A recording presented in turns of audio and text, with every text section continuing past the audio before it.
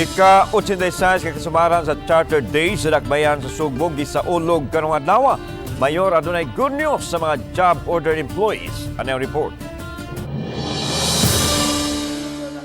Yan naman apan makahuluganon ang pagsaulog sa ika-86 nga kasumaran sa pagkahimong syudad sa Sugbo nga gipangamahanan ni Don Vicente Rama.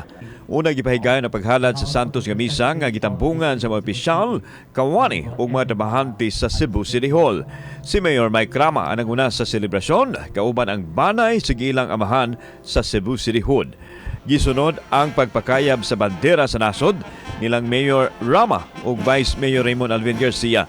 Dayon ang relaying o ang paghalad sa buwak sa estatwa ni Don Vicente Rama nga nagbarog sa Plaza Sugo at ubangan sa Cebu City Hall. Ang mga sakop sa Armed Forces of the Philippines mitambong sa kalihukan, uban sa kapulisan ug ubang ahensya sa kagamhanan.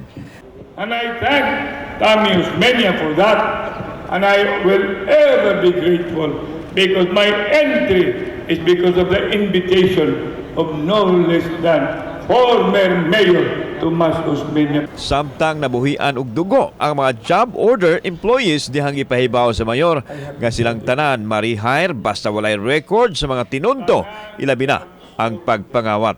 Nasairan nga moabot sa 3,000 ka mga job order personnel karon ang Cebu City Hall. Basta dili lang magpakita nga kamo proven nga kawatan. I have directed all will be rehired.